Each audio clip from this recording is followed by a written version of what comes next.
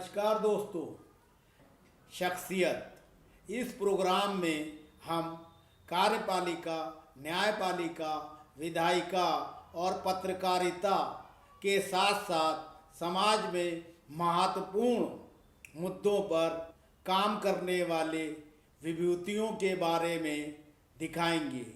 हम ऐसे व्यक्तित्वों का इस प्रोग्राम में साक्षात्कार करेंगे जिनसे प्रेरणा लेकर हमारे देश के युवा अपनी ज़िंदगी में भी कुछ कर सकें। व्हाट्सएप नंबर 9540297770 पर बताएं कि ये प्रोग्राम उनको कैसा लगा और वो किस तरह की शख्सियत इस प्रोग्राम में बुलाना चाहते हैं। नमस्कार दोस्तों, आज हम आपको एक ऐसी शख्सियत से मुलाकात कराने जा रहे हैं जो पत्रकारिता जगत में एक जीता जागता स्तंभ हैं। अरविंद कुमार सिंह। इन्होंने पत्रकारिता करते हुए हमेशा पत्रकारिता के मूल सिद्धांतों को सबसे ऊपर और आगे रखा और उसी नियत से आज तक पत्रकारिता करते चले आ रहे हैं। चाहे प्रिंट मीडिया हो और चाहे इलेक्ट्रॉनिक मीडिया, दोनों माध्यमों में इन्होंने अपनी गहरी छाप छोड़ी है। पत्रकारिता के गिरते हुए स्तर पर भी अरविंद जी काफी चिंतित हैं और देश दुनिया में हो रही घटनाओं पर सटीक टिप्पणियां करने के लिए भी खासे प्रसिद्ध हैं। उत्तर प्रदेश की राजनीतिक घटनाओं पर तो एक तरह से इन्हें महारत हासिल है। अब विधानसभा के चुनाव भी होना है, इस पर भी इनसे चर्चा करेंगे।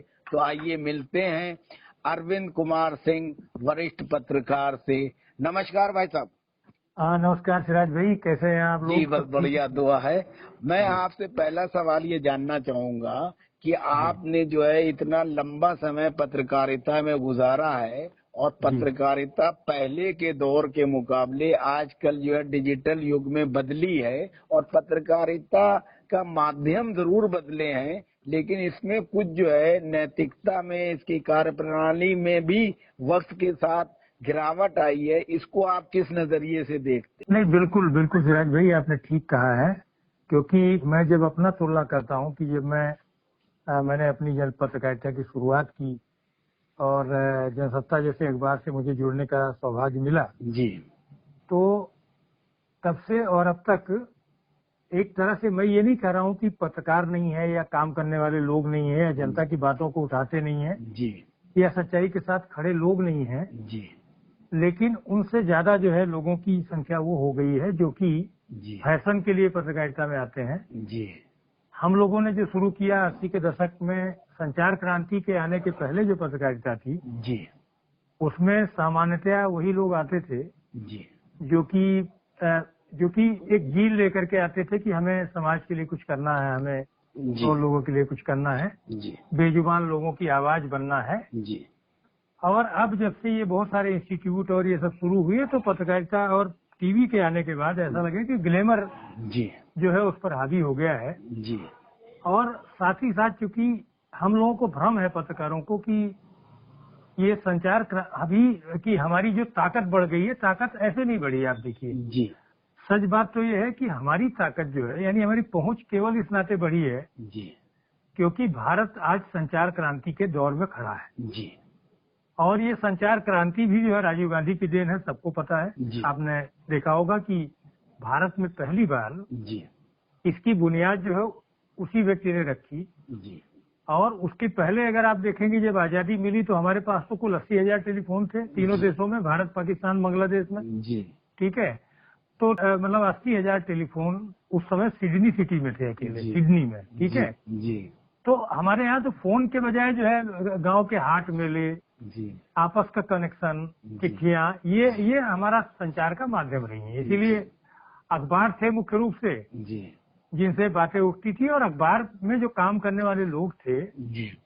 वो उन्हीं का सबसे बड़ा इतिहास है। और सबसे बड़ा इतिहास इसलिए कह रहा हूँ क्योंकि जब आजादी की पहली लड़ाई लड़ी गई 1857 की, तब भी अखबार थे। जी, तब भी भारत में पहले व्यक्ति पहले पत्रकार मौलवी बाकर, जिनको चांदनी चौक में जो है बाकायदा तोप से बांध करके उड़ा दिया गया। जी। तो ऐसे शहीद पत्रकार हुए कि जिनके मतलब दिल्ली उर्दू अखबार के रखने पर भी लोगों को सुना है हमने फांसी की सजाएं दी गई। जी। यानी अखबार रखना भी एक जुल्म है। जी। तो वो दौर खत्म हुआ, क्योंकि सच को लेकर के कभी भी सरकारें संयत या वो नहीं रही हैं। जी। लेकिन आज निश्चित तौर पर आप देखेंगे कि पत्रकारिता में जबकि हमारे पास 118-20 करोड़ से ज्यादा टेलीफोन हो गए हैं, जी। गांव में भी उनकी रीच पहुंची है, बहुत सारा वो हुआ, तो ताकत, मीडिया को ताकत मिली ही संचार क्रांति से। जी। लेकिन सवाल है कि उस ताकत का उपयोग कितना कर रहा मीडिया। अगर आप देखें मीडिया और उसके बाद जो है वो एक वैकल्पिक मीडिया के तौर पर उभर के आया है, जी। वो है सोशल मीडिया। जी। तो आप ये देख लीजिए, इतना बड़ा किसान आंदोलन चल रहा है, जी। उसमें सबसे ज्यादा मदद अगर उस आंदोलन की किसी ने की है वो तो सोशल मीडिया है। जी। बाकी तो अगर आप मेन स्ट्रीम मीडिया की कहेंगे तो उसको तो खालिस्तानी, आतंकवादी और क्या क्या नहीं कहने की कोशिश हुई है। अरविंद जी, हम ये जब यहाँ पे ये जानना चाहेंगे कि मेन स्ट्रीम का जो मीडिया है उसमें भी कुछ अच्छे पत्रकार हैं, लेकिन क्योंकि उनके मालिकान जो हैं उनके अपने निजी स्वार्थ हैं, सरकारों से उनके जो है ज्यादा गहरे सरोकार हैं, आम जनता से उतना उनका लेना देना नहीं है, इसलिए क्या वो पत्रकार जो है उन सत्ताधारी दलों की जो है चाटुकारिता करने में जो है लगे रहते हैं, या पूरा उसका पत्रकारिता का स्वरूप ही बदल गया है वर्तमान समय? नहीं, उसमें सिराज भाई जो एक बड़ी बात होगी जो आप गौर कर रहे होंगे जी। कि जो 1990 के दशक तक जो अखबार जी। बहुत छोटे से इलाके के अखबार हुआ करते थे, वो आज बहुत बड़े अखबार हो गए। जी। वो दुनिया से टक्कर ले रहे हैं। मैं आपको खुद बताऊं कि जब मैं 1989 में अमर उजाला में जी। मुझे ऑफर मिला आने का, तो मेरे ज्यादातर दोस्तों का कहना था कि यार तुम राष्ट्रीय अखबार से जी। क्यों जा रहे हो, जो है वो एक ऐसे अखबार में जो कि आगरा, बरेली और मेरठ से छपता है जो। जी। तो लेकिन अगर आज आप बात करेंगे तो आज अमर उजाला जो है जी। दुनिया के बड़े अखबारों में शामिल है। जी। दैनिक जागरण मध्य उत्तर प्रदेश का अखबार था, राजस्थान पत्रिका केवल राजस्थान का अखबार था, जी। है ना, भास्कर भी जो है मध्य प्रदेश का अखबार था। लेकिन आज ये सब अखबार अगर आप देखेंगे जी। तो ये बहुत बड़े हो गए हैं। और ये इन्हीं की बात नहीं कर रहा हूँ, आप जो है बांग्ला में बात कर लीजिए, आप तेलुगु की बात कर लीजिए, जी। और आप बाकी की बात कर लीजिए, तो इसमें जो है जरूर ही मैं देखता हूँ कि अखबारों का जो चरित्र बदला है भारत में, मतलब अखबारों का स्वरूप बदला है, ताकत बढ़ी है, जी। वो बढ़ी है साक्षरता के बढ़ने के साथ। जबकि दुनिया भर में आपने देखा होगा अखबार बंद हो रहे हैं। जी। अब आप देखिए जो है वो अखबारों या उसी से जुड़े हुए समूहों ने सामान्यतः टेलीविजन के चैनल शुरू किए। जी। तो सरकार को इन लोगों को दबाना, इन लोगों को पकड़ना जी। ज्यादा सरल हो गया है। और इसलिए जी। उन चैनलों में या उन अखबारों में बैठे हुए कितने भी सामाजिक सरोकारों वाले पत्रकार हों, जी। उनको अपना काम जी। करना निश्चित तौर पर कठिन हो रहा है। लेकिन जी।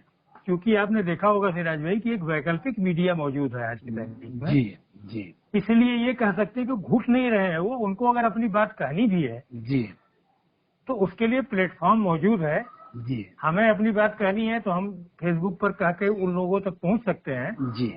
जितना आजादी के बाद कोई ठीक ठाक अखबार निकलता था। जी। तो ऐसा नहीं, मतलब आपको अपनी बातें कहने की जगह है, जी। लेकिन मेन स्ट्रीम मीडिया में आम जनता की आवाज धीरे धीरे करके कम होती जा रही है, सरकार की आवाज बढ़ती जा रही है, मेरा ये कहना है। अच्छा, ये बताइए कि जिस तरीके से कोरोना महामारी पहली बार आई, तब तो चलिए नया जो है एक तरह का आतंक फैला हुआ था, नई बीमारी थी, लोगों को पता नहीं था।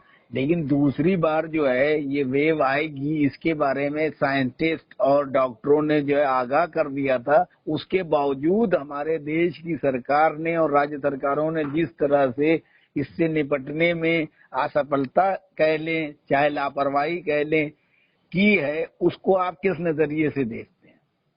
देखिए सिराज भाई, मैं एक बात ये कहना चाहूंगा कि संसदीय समितियों को मैं बहुत बारीकी से देख रहा हूँ जी। और भारत की पहली ऐसी पार्लियामेंट्री कमेटी है जिसके जो स्वास्थ्य और परिवार कल्याण संबंधी स्वास्थ्य की जो संसदीय समिति है, जी। जी। वो भारत ही नहीं दुनिया की पहली ऐसी पार्लियामेंट्री कमेटी होगी जिसने कोविड के संकट को लेकर के जी।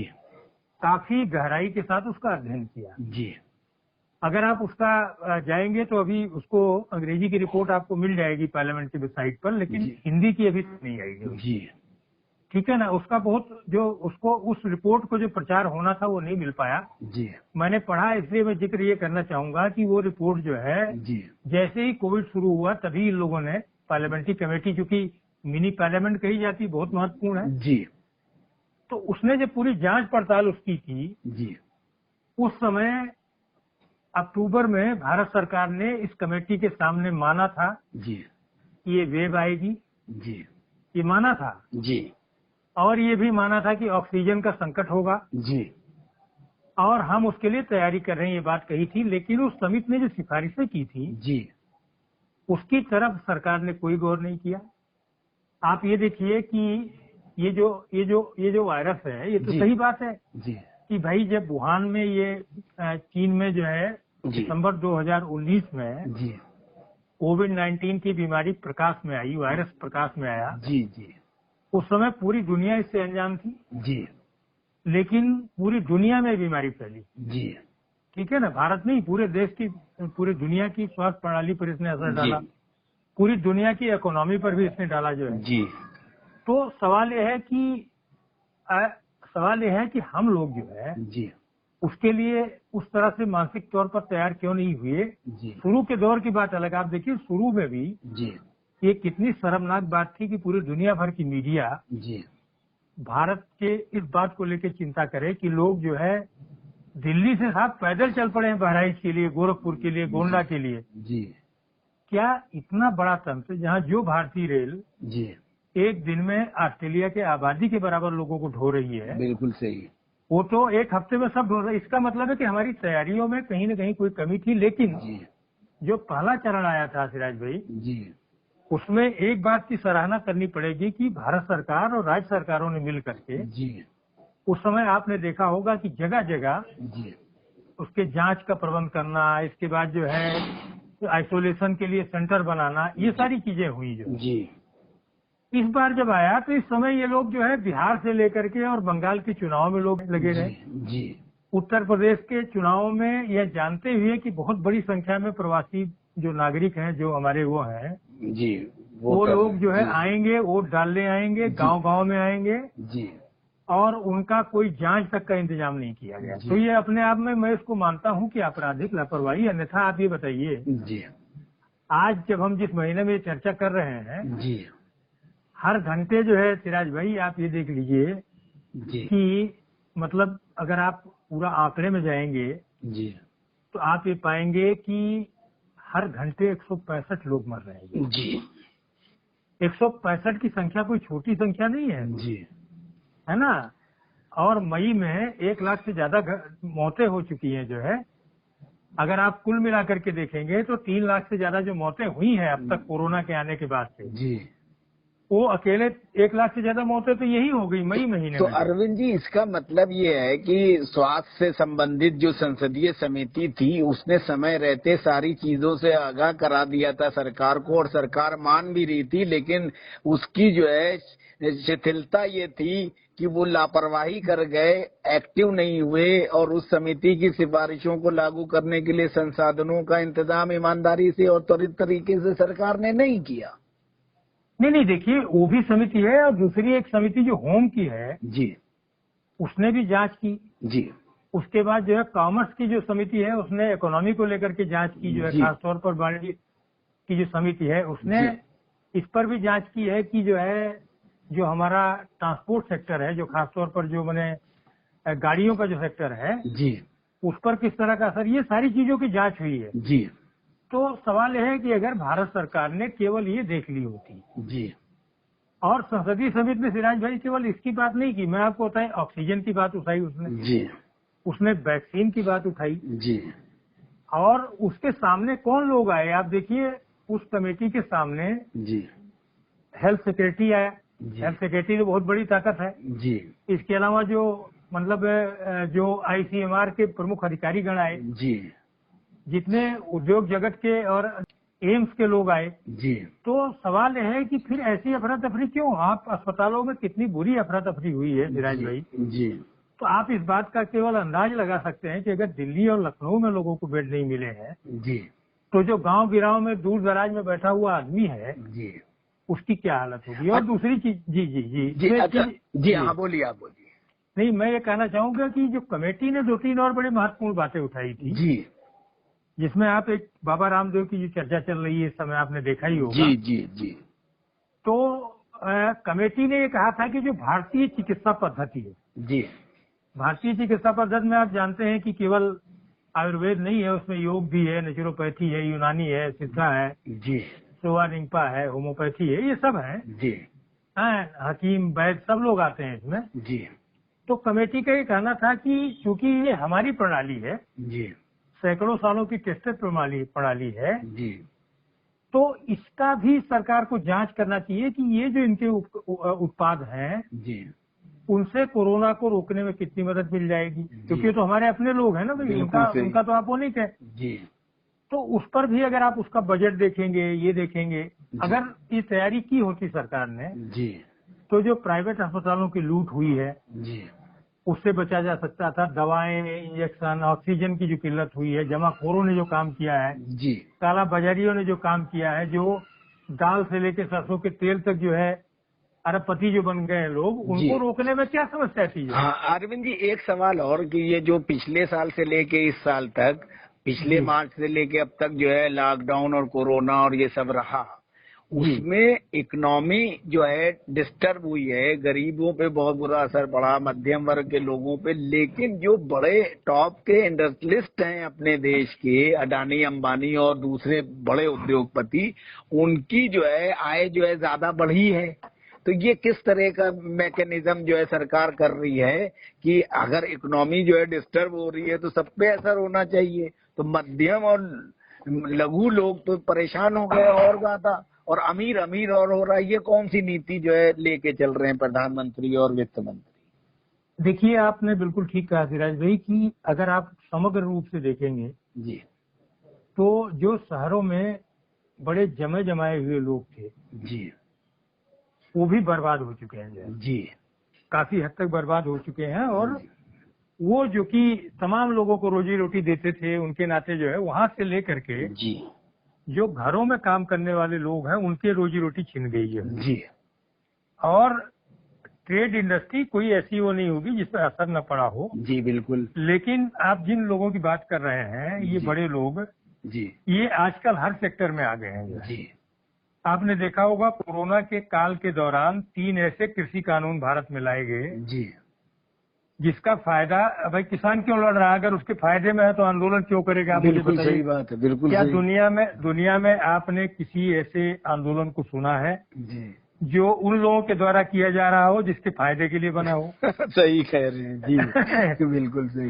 तो सवाल यह है कि सबने ये देखा है कि अडानी ने जी पूरे अनाज के सेक्टर में आकर के कितना बड़ा काम किया, कितना बड़े बड़े स्टोरेज जो है उन्होंने बना लिए, ये कर लिए। जी तो सवाल ये नहीं है कि आप प्राइवेट प्लेयर को मत लाइए, मैं इस बात का विरोध नहीं करता। प्राइवेट प्लेयर तो आज कहाँ नहीं है, हर जगह है। जी प्राइवेट प्लेयर आए, लेकिन उसमें जो किसान है जो पैदा कर रहा है, जी और एक समझ लीजिए सिराज भाई कि इस समय केवल एक क्षेत्र है भारत में जी जिसके नाते हम लोग भूखों नहीं मर रहे हैं, वो है एग्रीकल्चर सेक्टर। एकदम सही कह रहे हैं आप भाई। और किसान का हर व्यक्ति पर सबसे बड़ा एहसान है, क्योंकि खाना तो सब खा रहा है, जी 3 टाइम खा ही रहा है। जी किसान ने वो कमी नहीं होने दी है। जी बिल्कुल सही। अगर ये भी उनके हाथ में चला जाएगा तो लोग रोटी को भी तो तरस सकते हैं। बिल्कुल बिल्कुल। और जो निश्चित तौर पर तो इस तरह के जो कानून बने हैं, आपने देखा होगा कि जी उसमें जो एक तीसरा कानून बना, जी केवल उसके नाते मैं कह रहा हूँ, आज जो सरसों का तेल 200 रुपए तक पहुंच गया है, दालें बढ़ गई हैं, जी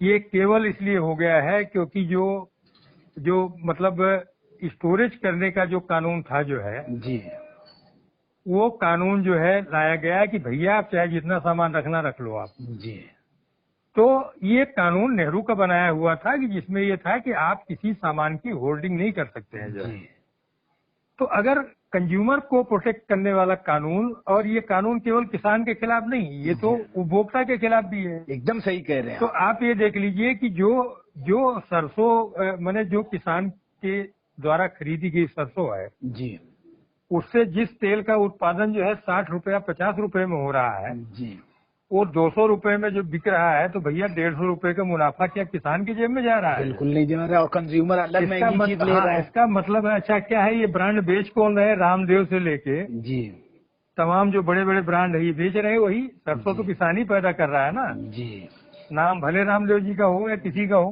बिल्कुल सही। तो निश्चित तौर पर इस बीच में चूंकि वो हर जगह घर घर घुसे हुए हैं, जी इस नाते उनके उत्पाद चूंकि अब तो ऑनलाइन बहुत सारी जगहों पर बिक रहा है। गांव जी। का जो केवल जो इस समय मदद कर रहा है भारत के नागरिक का, जी वो मोहल्ले का बनिया कर रहा है, जो जी संकट में पिछले बार भी काम आया था, अब भी आया था। जी तो बाकी सरकार की पूरी जो नीतियां रही हैं वो रही हैं कि किस तरीके से बड़े लोग जो है फायदा पहुंचे, या जो है मैं ये कहूंगा कि ये नहीं, ये कई सालों की नीतियां हैं जिसका फायदा, जी इनका फायदा ये बड़े बड़े उद्योगपतियों ने उठाया है। सबसे ज्यादा फायदा उन्हीं को जी है ना, क्योंकि भाई किसान, जो मैं कह रहा हूँ कि आप दाल किसी कारखाने में नहीं पैदा कर रहे हो, किसान पैदा करके दे रहा है आपको। जी।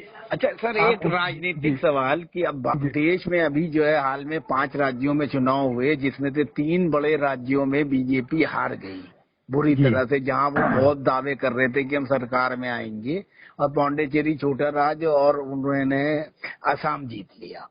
क्या इस बीजेपी की हार और विपक्षी दलों की सरकार की जीत से जो विपक्षी एकता है वो मजबूत होना चाहिए, और बीजेपी का मनोबल गिरा है, आने वाले लोकसभा चुनाव के लिए क्या तस्वीर बनना चाहिए? शरद पवार हैं, ममता हैं, स्टालिन हैं, अखिलेश हैं, और विपक्षी नेता हैं कांग्रेस सहित, क्या रूप लेना चाहिए जो नरेंद्र मोदी की जन विरोधी नीतियों वाली सरकार को हटाया जा सके? आप राजनीति बहुत अच्छे से जानते हैं, बताइए इस पे कुछ थोड़ा सा। देखिए सिराज भाई, निश्चित तौर पर ये जो चुनाव हुए हैं जी, उन चुनावों ने एक संकेत तो दे दिया है। खासतौर पर बंगाल का चुनाव इस मामले में बड़ा महत्वपूर्ण रहा है जी, क्योंकि बंगाल में भारतीय जनता पार्टी ने जिस तरह से पूरी तक लगाई है, भाजपा नहीं बल्कि पूरा एनडीए और पूरा संघ परिवार जी, जिस तरह से पिछले 1 साल से लगा हुआ था ममता बनर्जी को हराने के लिए, जी,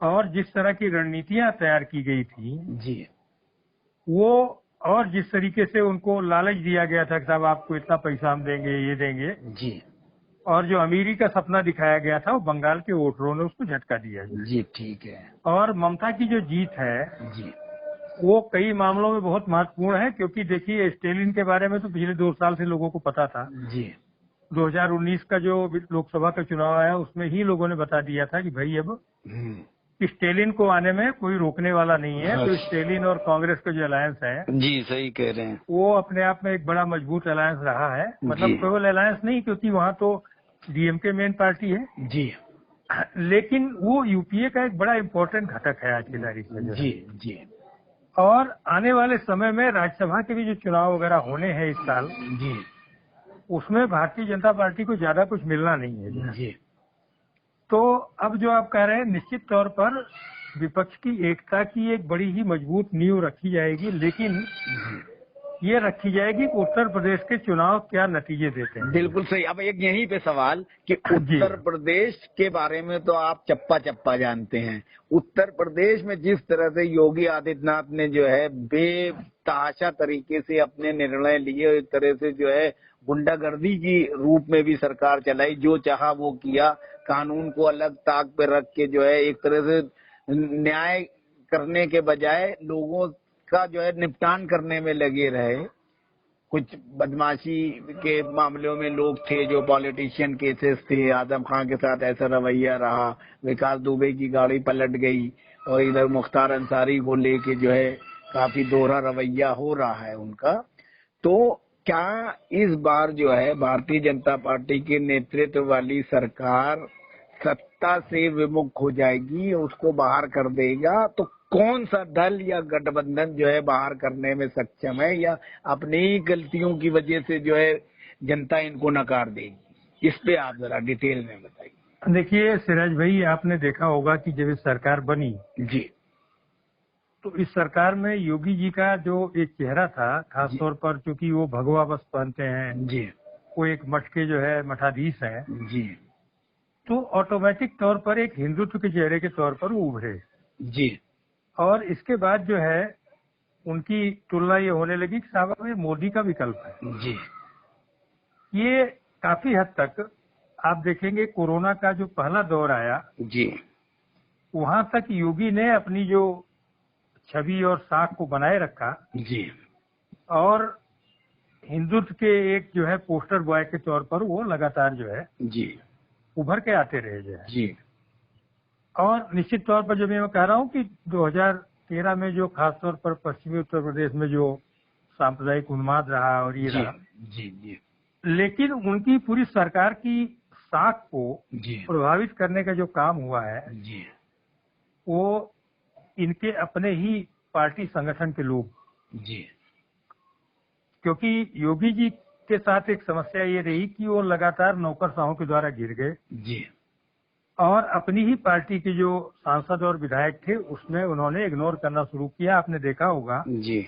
इस बार कोरोना संकट के दौरान संतोष गंगवार जो कि केंद्र में मंत्री हैं, जी वहां से लेकर के कितने सांसदों और विधायकों ने जी कोरोना को लेकर के उसके खिलाफ उनको चिट्ठियां लिखी जी और उन चिट्ठियों को सोशल मीडिया पर सार्वजनिक भी किया गया, जी जो कि सामान्यतः ये लोग नहीं करते रहे हैं। जी तो ये तो बात सही है कि कोरोना ने जी योगी जी की साख को बहुत ज्यादा प्रभावित किया और खास तौर पर जी जो गंगा में तैरती हुई लाशें थी, जी जो गंगा के किनारे के इलाकों में जी जिन लोगों को जो है दाह संस्कार न कर पाने के नाते मजबूरी में जिन लोगों को, जी ऐसे हजारों लोगों को जो है गंगा के तट पर मतलब गाड़ दिया गया जो है जिसको कहेंगे, जी उनको मतलब तो ये जो हजारों लाशें और इसको लेकर के पूरी दुनिया भर में आलोचना हुई इसकी।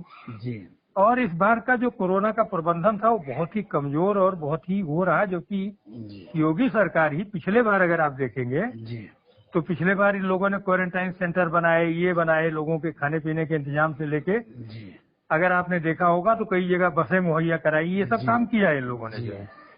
इसके विपरीत इस बार जो है एकदम उल्टा हुआ, लखनऊ तक में इंतजाम नहीं संभल पाया तो गांव-गांव में जो इतनी मौतें हुई हैं ये, और इसके बाद छिपाया गया। आप बताइए 3 आदमी मरे थे क्या? क्या 3 टीचरों की मौत हुई है?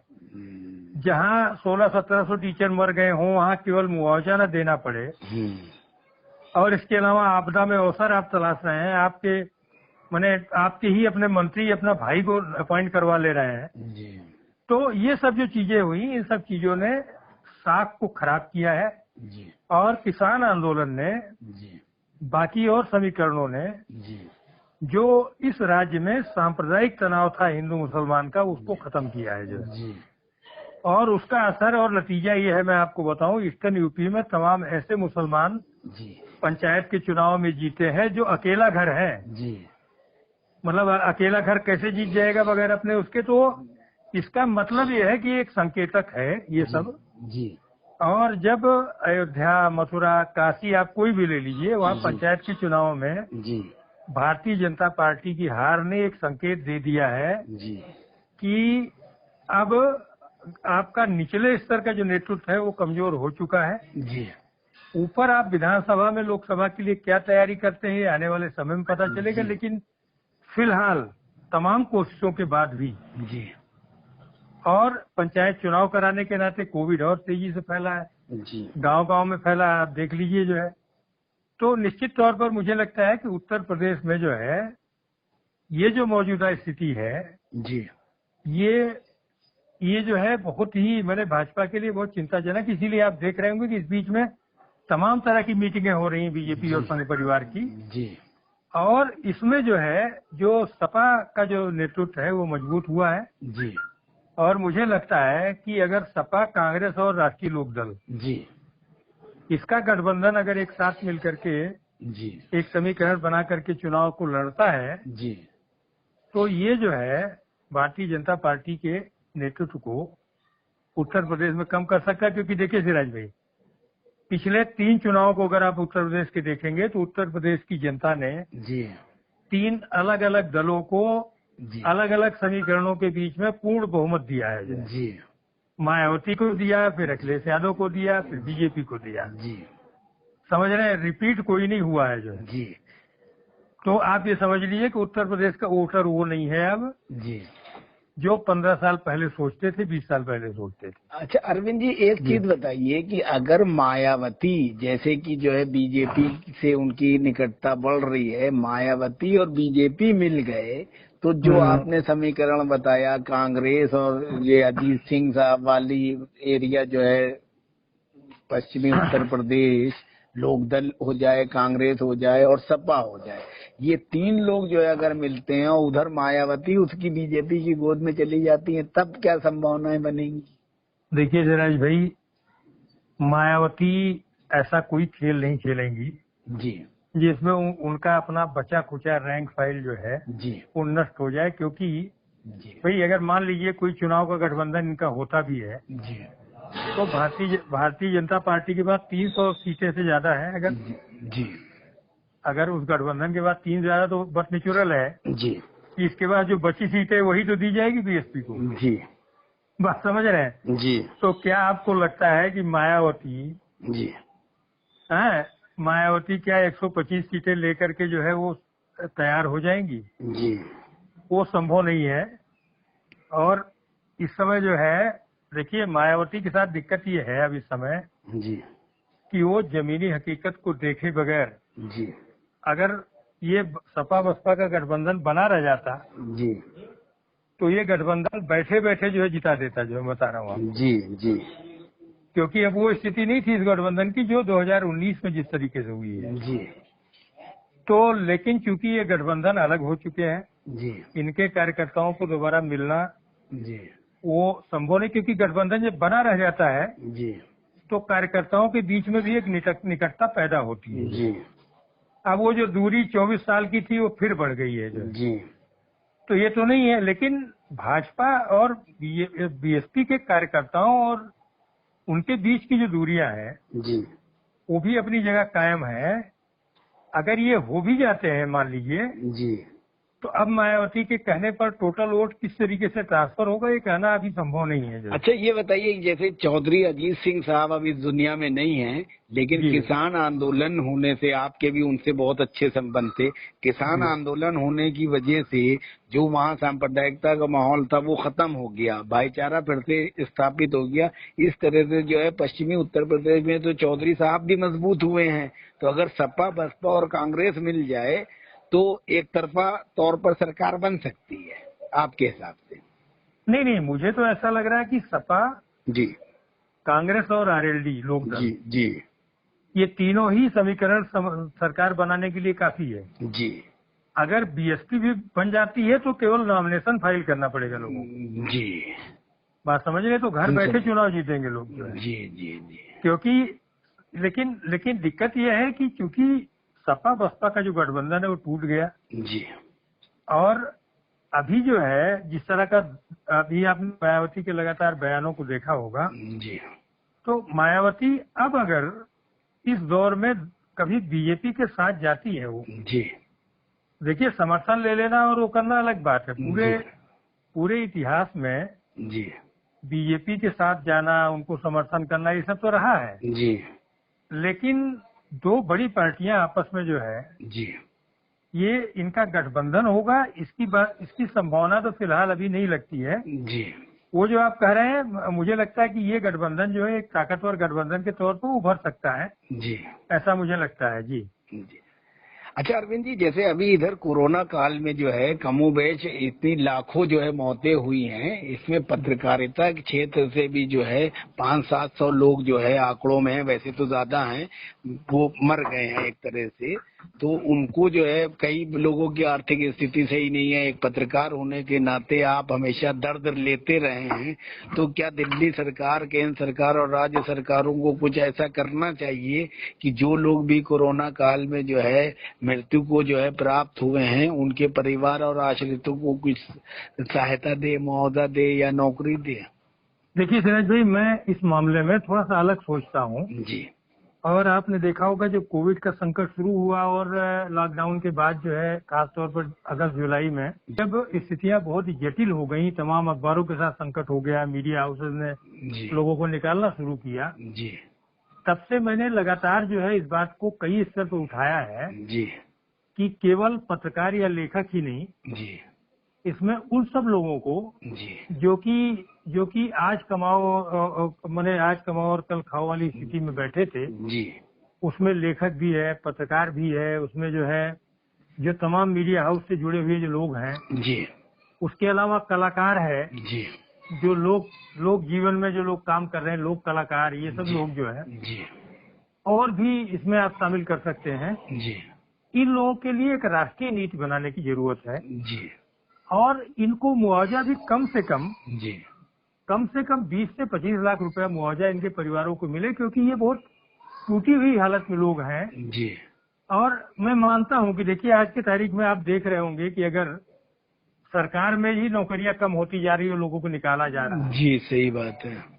तो मैं जानता हूं कि शायद सरकारी स्तर पर नौकरियां देना इनके लिए संभव ना हो, तो कम से कम 25 लाख रुपए की मदद जी सरकार कर दे, उसमें से 10 लाख रुपए जी का ऐसा फंड डेवलप करा दे जी पोस्ट ऑफिस वगैरह में, जहां से जो है उसके ब्याज वगैरह से भी कुछ पैसे आते रहे। जी तो इस तरह की चीज अगर कर दी जाए तो ये कोई असंभव चीज नहीं है। तो भाई साहब ये इससे आप उनको- जैसे सीनियर पत्रकार मिल के जो है पूरा एक कमिटमेंट के साथ जो है सरकार के पास नहीं, प्रस्ताव सरकार रखें। पर हम लोग लगातार इस बात जी। के लिए निवेदन कर रहे हैं कि भाई जी इस बारे में राज्य सरकारें भी कुछ अगर फंड, मगर मान लीजिए अगर वो होता है कोई जी एक ऐसा कोर्स अलग से डेवलप हो जाए। अभी ये कोर्स है जो वो उसमें क्या है कि बेसिकली जी वो एक सीमित दायरे का कोर्स है। जी मेरा ये कहना है कि जो ज्ञान की दुनिया से जुड़े हुए जो लोग हैं, जो साहित्य कला की दुनिया से जुड़े हुए लोग हैं, जी उन सबको मिला करके एक कोर्स बना दिया जाए, जी जिसमें राज्य सरकारों से भी कुछ सहयोग लिया जाए, जी